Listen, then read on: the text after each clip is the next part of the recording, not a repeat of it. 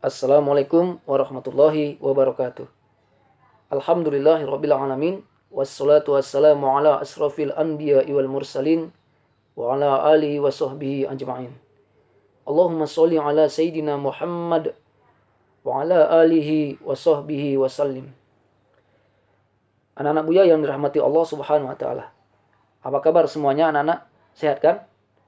Alhamdulillahirabbil alamin. Ya.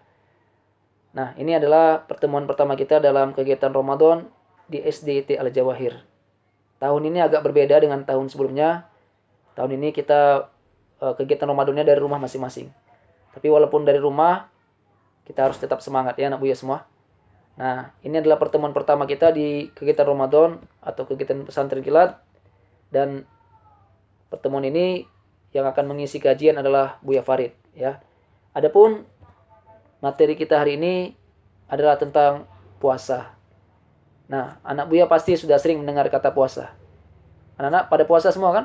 Alhamdulillah, mudah-mudahan lancar ya puasanya. Nah, puasa secara umum terbagi dua, yaitu puasa sunnah dan puasa wajib. Nah, kita akan lebih fokus ke puasa wajibnya, yaitu puasa yang dilaksanakan pada bulan Ramadan. Apa itu puasa? Nah, puasa secara bahasa diambil dari kata bahasa Arab, yaitu kata asyam dan as-saum. Ya anak Buya, asyam, as-saum yang artinya menahan. Nah, kemudian secara istilah syariat Islam, puasa adalah ibadah dengan niat karena Allah dengan cara menahan diri dari makan dan minum dan dari seluruh hal yang membatalkan puasa. Dimulai dari terbit fajar sampai terbenam matahari dan dilakukan oleh orang tertentu dengan syarat tertentu. Nah, Buya ulang sekali lagi ya. Puasa secara istilah artinya adalah ibadah dengan niat karena Allah dengan cara menahan diri dari makan dan minum dan dari seluruh hal yang membatalkan puasa. Dimulai dari terbit fajar sampai terbenam matahari dan dilakukan oleh orang tertentu dengan syarat tertentu. Nah, anak Buya, dari pengertian tersebut maka kita bisa mengambil kesimpulan, kita bisa mengetahui beberapa hal. Ya, yang pertama apa? Yang pertama adalah rukun puasa. Nah, dari pengertian tersebut kita tahu rukun puasa. Rukun ini adalah ketentuan yang harus dilakukan. Kalau tidak dilakukan maka puasa itu tidak akan sah. Nah, rukun puasa sendiri ada dua, anak Buya ya. Yang pertama, rukun puasa adalah niat karena Allah. Nah, untuk puasa wajib, puasa di bulan Ramadan, niatnya itu di malam hari atau di waktu sahur. Apa niatnya? Niatnya boleh diucapkan dengan dilafazkan atau dalam hati. Nah, anak Buya udah hafal niatnya kan? Ya, yuk kita sama-sama kita sebutkan niatnya dalam bahasa Arab. Nawaitu sauma ghadin an adai fardhi syahri ramadana hadis sanati lillahi ta'ala. Ya. Kemudian rukun yang kedua yaitu anak Buya menahan diri dari makan dan minum dan dari seluruh hal-hal yang membatalkan puasa. Dimulai dari terbit fajar sampai terbenam matahari. Nah, itu rukun yang kedua ya anak Buya. Nah, selanjutnya apalagi yang bisa kita ketahui dari pengertian puasa tersebut? Ya, yaitu syarat sah puasa. Syarat sah puasa ini adalah orang yang melaksanakan puasa itu sendiri. Nah, apa syaratnya? Yang pertama, haruslah dia beragama Islam. Nah, dia harus beragama Islam ya anak Buya. Kemudian yang kedua, baligh. Yang ketiga, berakal sehat. Dan yang terakhir adalah mampu. Nah, mampu di sini maksudnya mampu secara fisik. Bagaimana kalau ada orang yang sakit ketika di bulan Ramadan? Kalau sakitnya sakit sederhana seperti demam, pilek, dan dia bisa sembuh dengan penyakit itu, maka dia nggak wajib puasa. Tapi dia harus mengganti puasanya di luar bulan Ramadan, di hari lain. Nah, ini maksudnya adalah di qada puasanya. Nah, kemudian bagaimana kalau sakitnya itu menahun atau sakitnya itu tidak bisa disembuhkan? Nah, maka dia nggak wajib puasa dan dia nggak wajib menggantinya di hari lain, tapi dia wajib membayar fidyah, yaitu memberi makan fakir miskin. Atau dalam kondisi keadaan lain, misalnya dalam perjalanan. Nah, boleh nggak kita nggak puasa? Boleh. Jadi orang dalam perjalanan nggak wajib puasa, tapi dia wajib mengganti puasanya di hari lain, di luar bulan Ramadan. Atau kondisi tertentu, misalnya ibu menyusui, ibu hamil. Nah, mereka juga boleh nggak puasa, tapi untuk ibu hamil dan ibu menyusui, mereka harus menggantinya di hari lain di luar bulan Ramadan, dan juga membayar fidyah ya. Itu tentang syarat sah puasa. Nah, anak-anak yang dirahmati Allah Subhanahu wa taala. Dengan mengetahui pengertian tersebut, maka kita bisa menjalankan ibadah puasa. Kita sudah bisa menjalankan puasa sebagaimana yang diperintahkan Allah Subhanahu wa taala. Allah berfirman dalam Quran surah Al-Baqarah ayat 183 yang bunyinya, a'udzubillahi minasyaitonirrajim, ya ayyuhalladzina amanu kutiba alaikumusiyam kama kutiba alal ladzina min qablikum la'allakum tattaqun.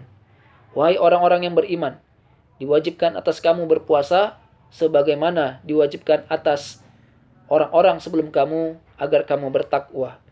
Nah, jadi anak-anak Buya semua, tujuan dari puasa itu sendiri adalah menjadi orang yang bertakwa.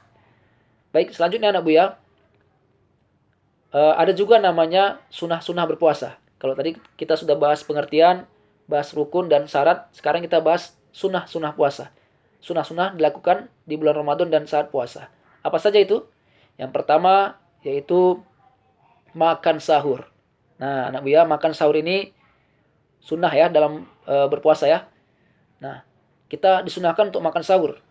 Nah, bagaimana kalau kita nggak makan sahur? Kan kita sanggup. Ada tuh yang sanggup dia nggak makan sahur tapi dia sanggup puasa. Anak Buya, makan sahur bukan sanggup atau nggak sanggup, tapi kita mengambil keberkahan sunnahnya. Rasulullah pernah bersabda dalam suatu riwayat, makan sahurlah kamu karena sesungguhnya dalam makan sahur itu ada berkah. Walaupun hanya sebiji kurma. Nah, kita ambil keberkahannya. Kita bisa berdoa di waktu sahur itu karena waktu sahur adalah waktu yang mustajab untuk berdoa, anak Buya ya. Kemudian yang kedua, sunnah berpuasa, yaitu mengakhirkan waktu makan sahur dan mendahulukan waktu berbuka. Ya, jadi kalau waktu makan sahur itu di akhir-akhir, mendekati imsak, itu sunnahnya. Kalau berbuka puasa disegerakan, lebih utama. Kalau udah masuk waktunya berbuka, sudah terbenam matahari, maka langsung berbuka. Kemudian yang ketiga, sunnah berpuasa yaitu memperbanyak tadarus Al-Quran, membaca Al-Quran. Bila perlu memahami maknanya, isi yang terkandung dalamnya, mentadaburinya. Ya anak Buya, semakin banyak semakin bagus. Kemudian yang keempat, memberi makan orang yang berbuka puasa. Masya Allah, ini pahalanya luar biasa. Kata Rasulullah dalam suatu riwayat yang diriwayatkan oleh At-Tirmizi dan juga Ibnu Majah, bahwa Rasul pernah berkata, ketika kita memberi makan orang yang berbuka puasa, maka pahalanya orang yang berbuka puasa tadi kita mendapatkan juga tanpa mengurangi pahalanya. Nah, jadi kita mendapat pahala orang yang berbuka puasa dengan memberinya makan untuk berbuka. Masya Allah ya. Kemudian yang kelima, menghidupkan malam-malam Ramadan. Dengan cara apa? Dengan cara ibadah-ibadah qiyamul lail. Seperti sholat tarawih, sholat tahajud, berzikir, nah, itikaf, dan lain sebagainya. Ini juga disunahkan. Nah, dalam kondisi pandemi COVID-19 ini, ya sebaiknya kita ibadahnya di rumah, ibadah sunnahnya di rumah. Ya, sholat tarawihnya di rumah bisa sama keluarga. Kalaupun mau ke masjid, tetap jaga kesehatan sesuai yang dianjurkan oleh pemerintah. Kemudian yang keenam, anak Buya, tidak mengucapkan kata-kata kotor. Nah, kita puasa, kita juga jaga mulut kita. Ya, jangan mengucapkan kata-kata kotor, berbohong, mengganggu orang lain, dan perilaku buruk lainnya. Nah, harus kita jaga seluruhnya, ya anak Buya. Baik, anak-anak yang dirahmati Allah Subhanahu wa taala. Terakhir, yaitu makna puasa itu sendiri. Ya, makna puasa itu sendiri. Apa sebenarnya makna puasa? Nah, bahwa puasa itu sebenarnya bukan hanya sekedar menahan lapar dan haus saja. Ya, tapi berpuasa juga memiliki makna yang luar biasa, bukan hanya sekedar lapar dan haus. Begitu banyak orang yang berpuasa, mereka hanya mendapatkan lapar dan haus saja, tapi mereka nggak dapat pahala dari Allah. Siapa itu? Yaitu orang-orang yang berpuasa tapi tetap melakukan perilaku buruk. Ya, jadi hikmah puasa atau makna puasa itu sendiri, pertama bahwa ibadah puasa itu adalah ibadah yang istimewa. Kenapa dibilang ibadah istimewa? Karena ibadah puasa Allah langsung yang balas pahalanya. Coba kita bandingkan sama ibadah lain. Sholat bisa dilihat oleh orang lain. Naik haji, Naik haji bisa dilihat orang lain. Sedekah juga bisa dilihat orang lain. Tapi puasa, siapa yang bisa lihat? Hanya Allah. Hanya diri kita dan Allah yang tahu kalau kita sedang berpuasa. Kita boleh memasang wajah yang lemas, bibir yang kering. Tapi siapa yang tahu kalau kita puasa? Hanya Allah yang tahu. Maka ibadah puasa adalah ibadah yang sangat istimewa di hadapan Allah Subhanahu wa taala. Ini makna puasa yang kedua, bahwa puasa ini melatih jiwa sosial kita. Kita bisa merasakan apa yang dirasakan orang lain. Hari ini di luar sana ternyata masih banyak orang yang belum bisa makan. Mungkin makannya 1 hari sekali atau 1 hari 2 kali atau bahkan nggak makan karena kekurangan makanan atau ekonomi yang rendah. Jadi anak buah, dengan kita puasa kita bisa merasakan apa yang dirasakan orang lain yang tidak bisa makan. Maka kita semakin bersyukur kepada Allah Subhanahu wa taala. Nah, yang kemudian yang ketiga adalah puasa menahan diri dari nafsu dunia, dari emosi yang nggak baik, dari perilaku yang buruk, ya, perilaku yang nggak baik. Jadi kalau ada hari ini orang yang berpuasa tapi masih juga berkata yang kotor, ya, tidak menjaga pandangan, tidak menjaga pendengaran, nah maka puasanya sah, tapi nilai puasanya berkurang, bahkan habis.